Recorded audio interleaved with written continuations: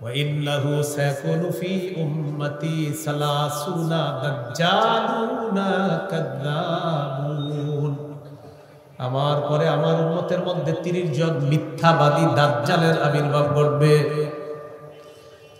কুল্লুহুম ইয়াজমু আন্নাহু নাবিয়্যুন প্রত্যেকই দাবি করবে সে নবী বলি নাউযুবিল্লাহ ওয়ালা নাবিয়্যা বাদি নবী বলেন শুনো আমার পরে আর কোনো নবী হবে না আমার পরে আর কোনো নবী নাই 30 জন মিথ্যাবাদী দাজ্জাল এরা দাবি করবে সে নবী নবী বলেন শোনো আমার পরে কিন্তু নবী নেই দৃষ্টান্ত নাম্বার 6 সহিহ বুখারীর বর্ণনা 3455 নম্বর হাদিস এই হাদিসের মধ্যে আছে قال رسول الله صلى الله عليه وسلم كانت بنو إسرائيل تسوسهم الأنبياء রাসূলুল্লাহ সাল্লাল্লাহু আলাইহি সাল্লাম বলেন বনি ইসরাইলের নেতৃত্ব দিত নবীগণ কুল্লামা হালাকা নাবিয়্যুন খালাফাহু নাবিয়্যুন একজন নবী বিদায় দিতেন এরপরে আল্লাহ আরেক নবীকে স্থলাভিষিক্ত করে দিতেন খুব বুঝেন আকীদাটা এক নবী যাইতেন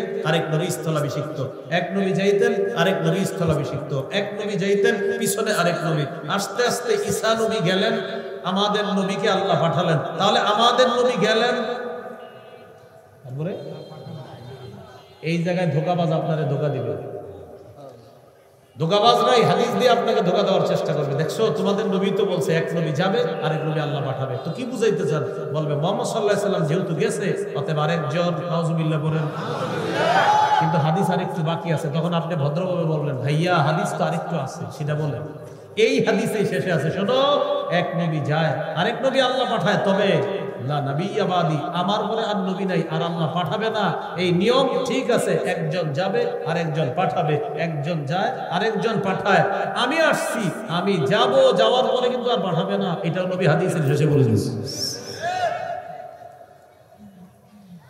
দৃষ্টান্ত নাম্বার 7 সহিহ বুখারীর বর্ণনা 4416 নম্বর হাদিস আলী রাদিয়াল্লাহু তাআলা আনহু তাবুক যুদ্ধের সময় আলী রাদিয়াল্লাহু তাআলা আনহুকে রাসূল সাল্লাল্লাহু আলাইহি সাল্লাম মদিনায় তার স্থলাভিষিক্ত করে গেলেন খুব বুঝেন কথাটা একজন নবী তার সাহাবীকে স্থলাভিষিক্ত করে গেলেন দায়িত্ব পালন করার জন্য মদিনার নবী কোথায় যাবে তাবুক যুদ্ধে তো তাবুকের যুদ্ধে যাওয়ার সময় হযরত আলী রাদিয়াল্লাহু তাআলা আনহুকে যখন প্রতিনিধি বানাইলেন খলিফা বানাইলেন আলী রাদিয়াল্লাহু তাআলা আনহু বললেন নবীজিকে আতুখাল্লিফুনি ফিন নিসাই ওয়াস সিবিয়ান হুজুর আপনি আমাকে নারী আর শিশুদের মাঝে রেখে গেলেন আমাকে নারী আর শিশুদের মাঝে আপনার প্রতিনিধি বানায়া গেলেন কে বললেন হযরত আলী রাদিয়াল্লাহু তাআলা নবীজি বললেন খুব মন দিয়ে শুনলেন অনুবাদটা কি বলছে নবী আলা তারদা আন তাকুনা বিমানজিলাতি হারুন মিন মূসা আলী মুসা নবীর স্থলাভিষিক্ত হয়ে হারুন নবী যেমন মর্যাদা লাভ করছে তুমিও কি আমার স্থলাভিষিক্ত হয়ে ওই মর্যাদায় প্রতিষ্ঠিত হওয়াটা তোমার পছন্দ না সুবহানাল্লাহ বুঝেন কিন্তু এখানে ধোকার সুযোগ আছে কি বলতেছে মুসা নবীর স্থলাভিষিক্ত কোন নবী হয়েছে আচ্ছা আমাদের নবীজির স্থলাভিষিক্ত কে হচ্ছেন আলী আলী রাদিয়াল্লাহু তাআলা আনহুকে কি বলছেন আলী তুমি কি চাও না তুমি হারুন নবীর মতো ওই মর্যাদা অর্জন করবা যেটা হারুন নবী মুসা নবীর প্রতিনিধি হয়ে মর্যাদা অর্জন করেছে তুমিও কি আমার খলিফা হয়ে ওই মর্যাদা অর্জন করতে চাও না তাহলে বলেন তো হযরত আলী হলেন আমাদের নবীর খলিফা এখন ওই আলী কোন নবীর স্থানে রাখলেন নবীজি হযরত হারুন নবী কোন নবী তাহলে হারুন নবী বলেন হারুন আবার হারুন তার মর্যাদায় অধিষ্ঠিত করতেছে কোন সাহাবীকে এখন আপনারা বুঝাবে দেখছো হারুন নবীর মতো আলী হারুন নবীর মতো আবার হারুন নবীর মতো এর মানে আলীও এই জায়গায় ধোঁকা দেয় নবী আমার সাথে সাথে বলে দিছে আলী শোনো তোমারে বলছি হারুন নবীর মর্যাদা লাভ করবা এর মানে এই না যে তুমি নবী হয়ে যাবা না আমার ঘরে আর নবী নাই এটা দুনিয়াবাসীরে জানায় দিবে তাহলে মুসা নবীর স্থলাভিষিক্ত হয়েছেন হারুন নবী আমার স্থলাভিষিক্ত হচ্ছ তুমি তবে আলী শোনো তুমি সাহাবী হারুন নবী নবী তুমি কিন্তু সাহাবী আমার পরে আর নবী হবে না আমার পরে আর নবী নাই এই আকীদারও ঠিক নেই আলী রাদিয়াল্লাহু তাআলা নবী ওই হাদিসেই নবী এই কথা বলে দিয়েছে দৃষ্টান্ত নাম্বার 8 সহিহ বুখারীর বর্ণনা 3532 নম্বর হাদিস। এই হাদিসে আমাদের নবীর নামের মধ্যেই প্রমাণ হবে আমাদের নবী যে শেষ নবী। সুবহানাল্লাহ। قال رسول الله صلى الله عليه وسلم لي خمسة أسماء। নবীজি বলেন আমার 5টি নাম আছে। 1 নাম্বার আনা মুহাম্মদ, আমি মুহাম্মদ সাল্লাল্লাহু আলাইহি ওয়াসাল্লাম। 2 নাম্বার ওয়া আনা আহমদ, আমার নাম আহমদ সাল্লাল্লাহু আলাইহি ওয়াসাল্লাম। 3 নাম্বার ওয়া আনাল মাহি আল্লাযী ইয়ামহুল্লাহু বিল কুফরা, আমার নাম মাহি সাল্লাল্লাহু আলাইহি ওয়াসাল্লাম, যার মাধ্যমে আল্লাহ সমস্ত কুফরকে মিটিয়ে দিলেন। 4 নাম্বার ওয়া আনাল হাশিরুল্লাযী ইহশারুন নাসু আলা কদামাইয়া, আমি হাশির সাল্লাল্লাহু আলাইহি ওয়াসাল্লাম, আমার চারপাশে মানুষকে সমবেত করা হবে কিয়ামতের ময়দানে।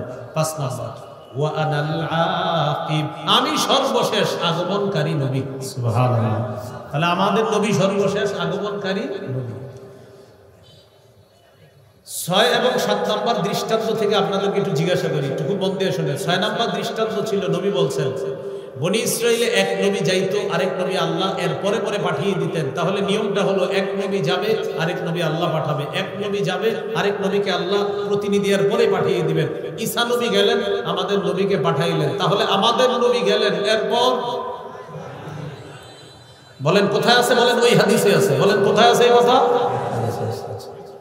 7 নাম্বার দৃষ্টান্ত থেকে আপনাদেরকে জিজ্ঞাসা করি, হযরত আলী রাদিয়াল্লাহু তাআলা আনহুকে নবীজি মদিনায় যখন প্রতিনিধি বানিয়ে রেখে তাবুক যুদ্ধে যাওয়ার সময় বললেন, আলী তুমি মুসা নবী, হারুন নবীকে যেমন প্রতিনিধি খলিফা বানিয়ে চলে গেলেন, তুমি কি চাও না হারুন নবীর ওই মর্যাদায় তুমিও অধিষ্ঠিত হয়ে তুমি কি সন্তুষ্ট হতে চাও না?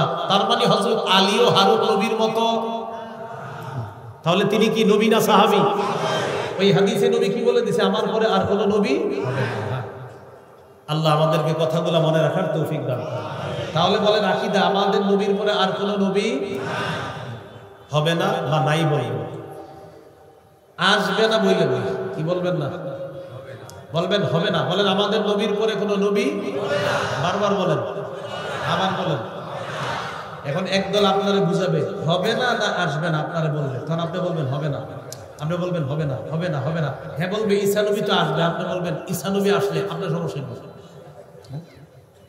তখন আপনারা বলবেন একটু বুঝাই দাও, তখন আমার সাথে চলেন আমরা বুঝাই ওদেরকে। বলেন ঈসা নবী আমাদের নবীর আগে নবী হয়েছে, তিনি এখনো মৃত্যুবরণ করেননি। পৃথিবীর সবাইকেই মরতে হবে, সেই নিয়ম পালন করার জন্য আল্লাহ তাআলা কিয়ামতের আগে ঈসা নবীকে আবার পৃথিবীতে আনবেন। তিনি আসবেন, তবে নতুন করে নবী হবে এমনটা না, কারণ তিনি তো আগেই নবী হয়েছে।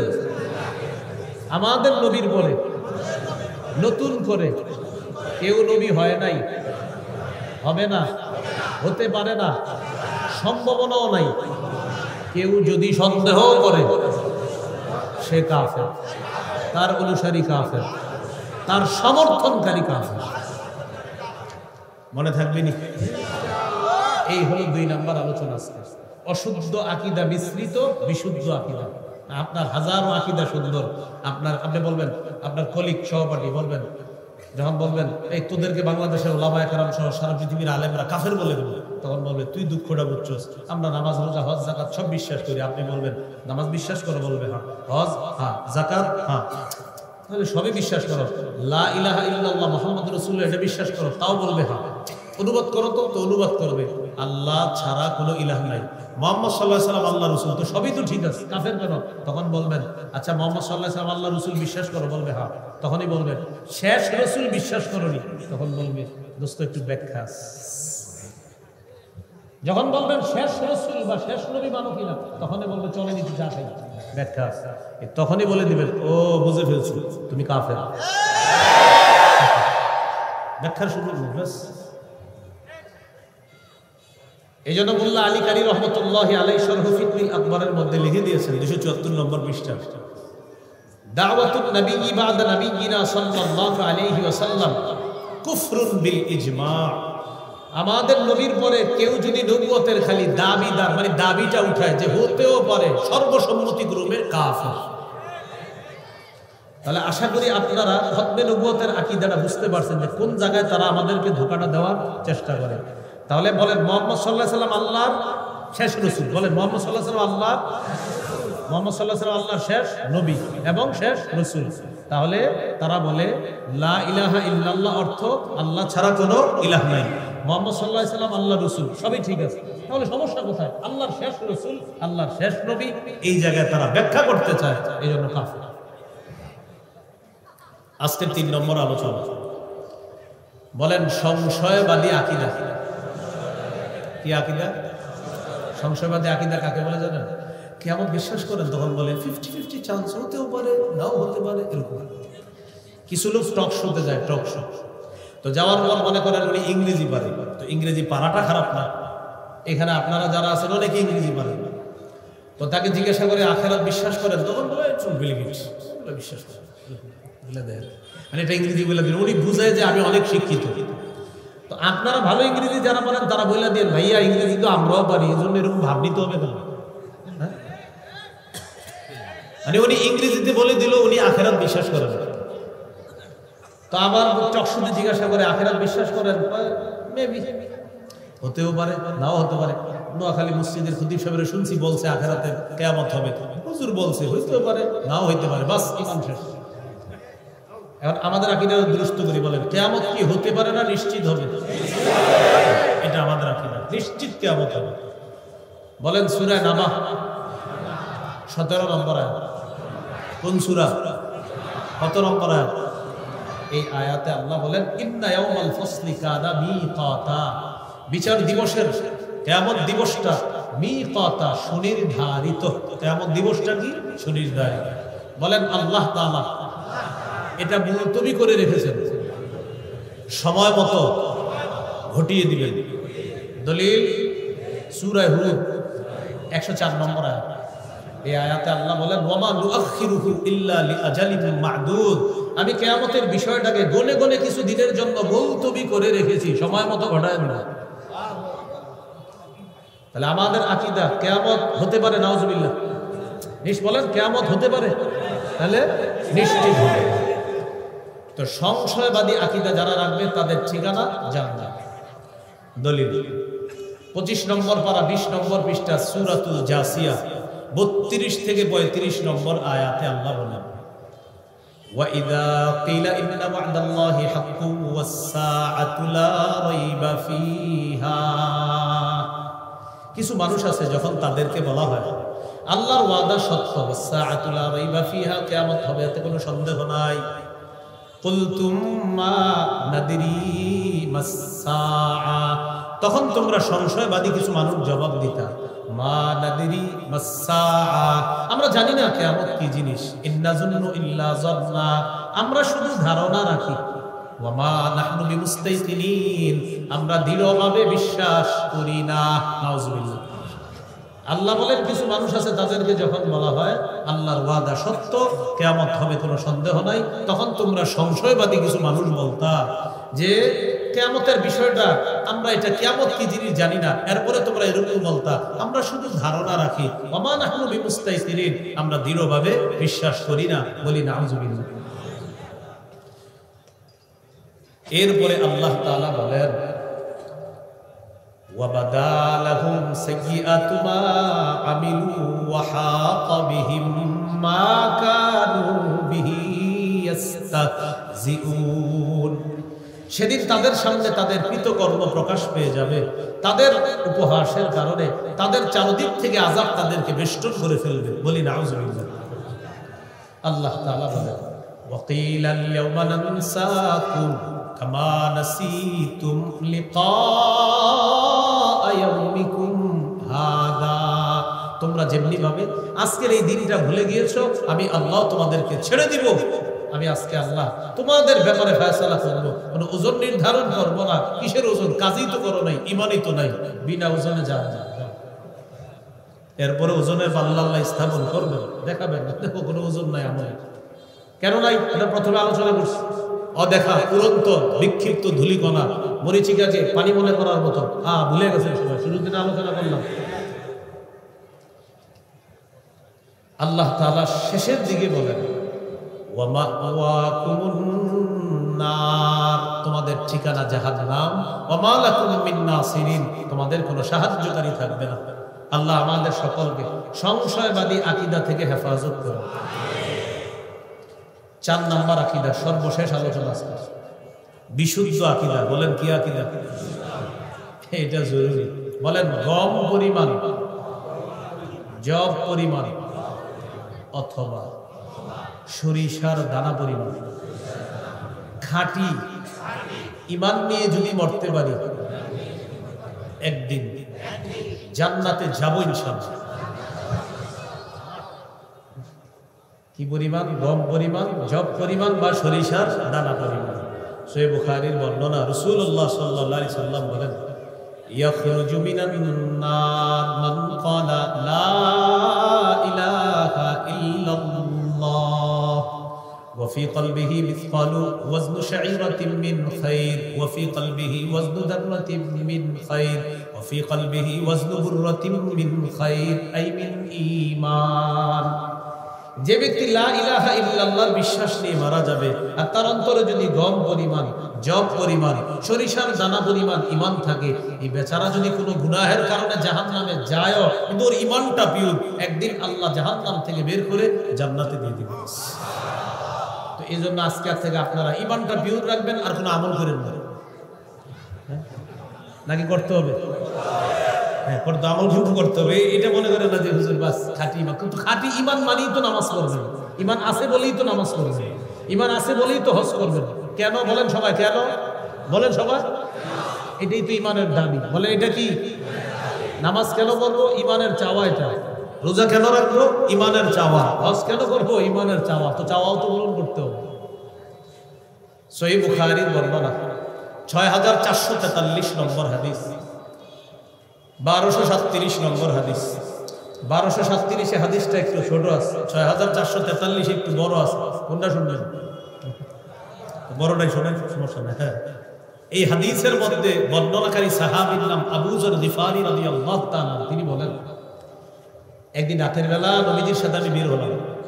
আর নবীর সাথে আমি বের হয়েছি এমন না, নবীজি রাতে হাঁটতেছে চাঁদের আলোতে, আমি একটু দূরে দূরে হাঁটতেছি। আমি ভাবলাম নবীজি মনে হয় একা একা হাঁটাটা পছন্দ করতেছে, থাক একাই হাঁটো, আমি দূরে দূরে হাঁটি। তো নবীজি একা হাঁটে, আমিও দূরে দূরে হাঁটি। আর দেখি নবীজি কই যায়, ফালতাফাতা ইলাইয়া, হঠাৎ আমার দিকে তাকাইছে। তাকায়া রাত তো বললেন মান কে? এটা দেশ গ্রামের মানুষকে বোঝানো সহজ। রাতের বেলা পুকুরের এই পাশে আছেন আপনি, হঠাৎ পুকুরের ওই পাশে কারে যেন আপনি অনুভব করলেন, এই কে ওই পাশে? বলি না, রাতের বেলা রাসূল সাল্লাল্লাহু আলাইহি সাল্লাম বললেন মান, এই কে?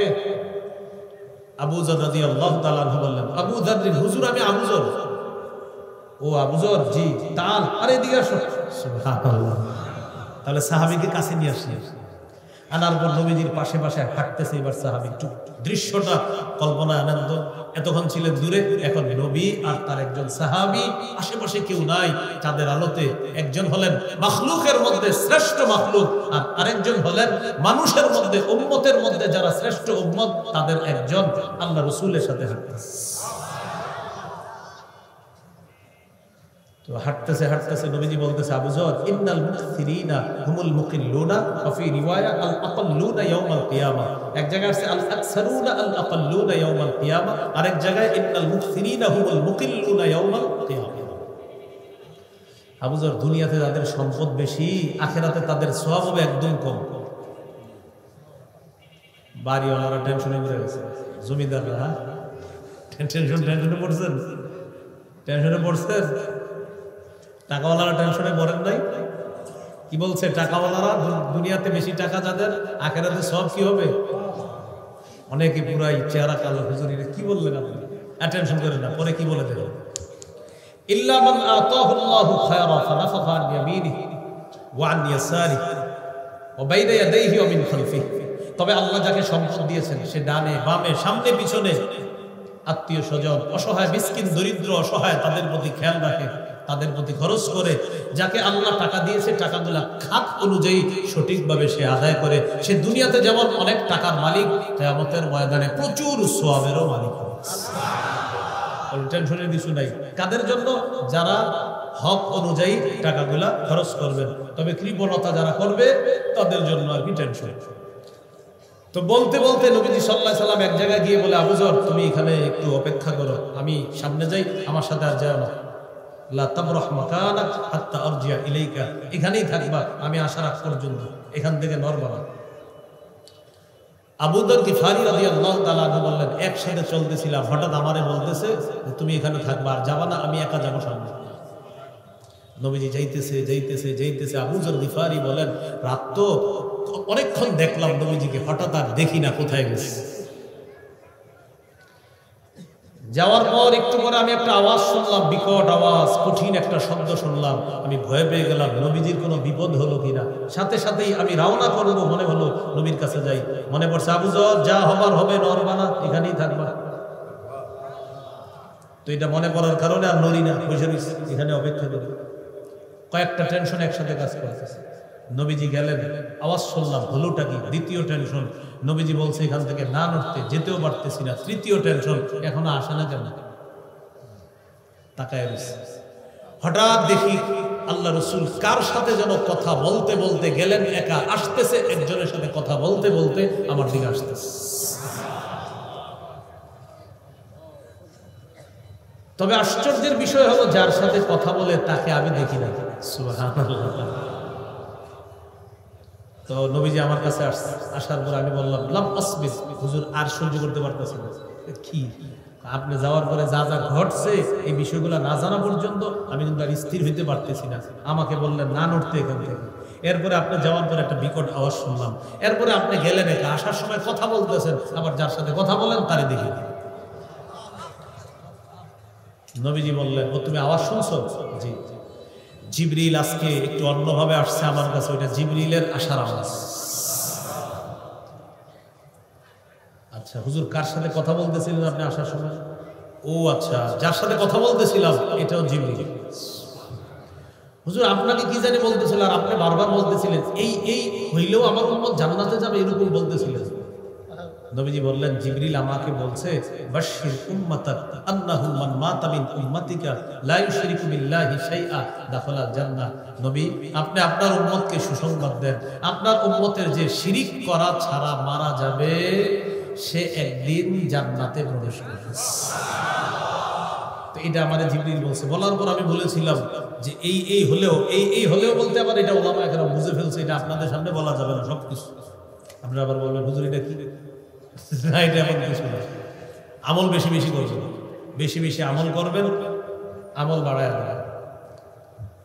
রাসূলুল্লাহ সাল্লাল্লাহু আলাইহি সাল্লাম এই হাদিসের মাধ্যমে বুঝিয়ে দিলেন, শিরক ছাড়া, শিরকি আকীদা, শিরকি কথা কর্ম ছাড়া যদি যেতে পারি ইনশাআল্লাহ একদিন জান্নাতে প্রবেশ করব। তাহলে এটা হলো 4 নাম্বার বিশুদ্ধ আকীদা। সূরা মাইদার 72 নম্বর আয়াতে আল্লাহ বলেন, ইন্নাহু মাইয়ুশরিক বিল্লাহ, যে ব্যক্তি আল্লাহর সাথে শিরিক করবে, ফাকাদ হারামাল্লাহু আলাইহিল জান্নাহ, আল্লাহ তার উপর জান্নাত হারাম করে দিবেন, ওয়া মাওয়াহুন নার, তার ঠিকানা জাহান্নাম। বলি নাউযুবিল্লাহ।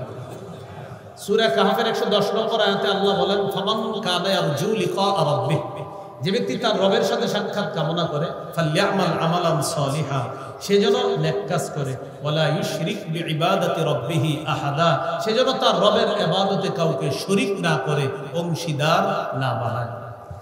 এই জন্য এখানে মনে রাখবো, আমরা শিরকি আকীদা আমাদের যেন না আসে। তাই আমার সাথে কয়েকটা কথা বলেন শিরকি আকীদা রাখবো না। যেমন বলেন, কবরের কাছে গিয়ে কিছু চাইব না। দেওয়ার মালিক, নেওয়ার মালিক আল্লাহ। এখন আপনার একটা বিশ্বাস হলো এরকম আকীদা, আপনি আমাদের সামনে নামাজ রোজা সব ঠিক আছে, ইমাম সাহেবেরও সালাম দেন ডেলি, কিন্তু আপনার মনে মনে একটা আকীদা হলো আল্লাহ যেমন দিতে পারে, অমুক জায়গায় গেলেও কিছু চাইলে দিতে পারে। বাস, এটা অশুদ্ধ আকীদা, এটা শিরকি আকীদা হয়ে যাবে, আপনার সবকিছু কিন্তু শেষ করে দিবে। এই আকীদাগুলা রাখা যাবে না। এই আকীদা খুব ভয়ঙ্কর আকীদা। সূরা শূরা 49-50 নম্বর আয়াতে আছে, লিল্লাহি মুলকুস সামাওয়াতি ওয়াল আরদ, আসমান জমিনের রাজত্ব আল্লাহর। ইয়াহাবু লিমান ইয়াখলুকু মা ইয়াশা, তিনি যা ইচ্ছা তা সৃষ্টি করেন। ইয়াহাবু লিমান ইয়াশা ইনাসা, যাকে ইচ্ছা কন্যা দান করেন। ওয়া ইয়াহাবু লিমান ইয়াশা যুকুর, যাকে ইচ্ছা ছেলে দান করেন। আও ইউযাউযিজুহুম যুকরানা ওয়া ইনাসা, যাকে ইচ্ছা ছেলে মেয়ে উভয়টা দান করেন। ওয়া ইয়াজআলু মান ইয়াশা আকিমা, যাকে ইচ্ছা ছেলেও দিবেন না মেয়েও দিবেন না, বন্ধা বানাবেন কে? আমাদের আকীদাটা স্বচ্ছ করি, মেয়ে দেয় কে? ছেলে দেয় কে? ছেলে মেয়ে উভয়টা দেয় কে? হবে না একজনও, সেটাও ক্ষমতা কার? আল্লাহ। তাহলে এই চারটা আকীদা। এক নম্বর আকীদা অশুদ্ধ আকীদা। এই অশুদ্ধ আকীদার উদাহরণ দিয়েছিল 5টা, মনে আছে নাকি আপনাদের? এক নম্বর, ঈমান ছাড়া ভালো কাজ, কোনো ওজন হবে না, সূরা কাহফ 103 থেকে 105। 2 নম্বর, ঈমান ছাড়া ভালো কাজ মরুভূমির মধ্যে মরীচিকাকে কি মনে করার মতো? পানি মনে করার মতো, সূরা নূর 39 নম্বর আয়াত। 3 নম্বর, ঈমান ছাড়া ভালো কাজ গভীর অন্ধকারে, মেঘের অন্ধকার, ঢেউয়ের অন্ধকার, নিচে আরেক ঢেউ, এটার নিচে গভীর সমুদ্র, হাত দেখতে চাওয়ার মতো। 4 নাম্বার, ঈমান ছাড়া ভালো কাজ প্রচন্ড ঝড়ের দিনে প্রবল বাতাসে কি রাখার মতো জানি? 5 নাম্বার, ঈমান ছাড়া ভালো কাজ অদেখা উঠতে থাকা বিক্ষিপ্ত ধূলিকণার মতো। হ্যাঁ, মনে আছে না? সূরা ফুরকানের 23 নম্বর আয়াত। দ্বিতীয় আলোচনা ছিল মিশ্রিত আকীদা, অশুদ্ধ আকীদা মিশ্রিত বিশুদ্ধ আকীদা। এর মধ্যে খতমে নবুয়ত আকীদা ছিল উল্লেখযোগ্য। সূরা আহজাবের 40 নম্বর আয়াত, সহিহ বুখারীর 3532 নম্বর হাদিস, সহিহ মুসলিমের 530 নম্বর হাদিস, তিরমিজির 2272, তিরমিজির 2219, সহিহ বুখারী 3455, সহিহ বুখারী 4416, সহিহ বুখারী 3532। 3 নম্বর আকীদা সংশয়বাদী আকীদা, সূরা জাসিয়াতের 32 থেকে 35 নম্বর আয়াত, 25 নম্বর পারা, 20 নম্বর পৃষ্ঠা। সংশয়বাদী আকীদা যারা পোষণ করবে তাদের ঠিকানাও জাহান্নাম। সর্বশেষ, বিশুদ্ধ আকীদা যাদের থাকবে ইনশাআল্লাহ একদিন জান্নাতে যাবে।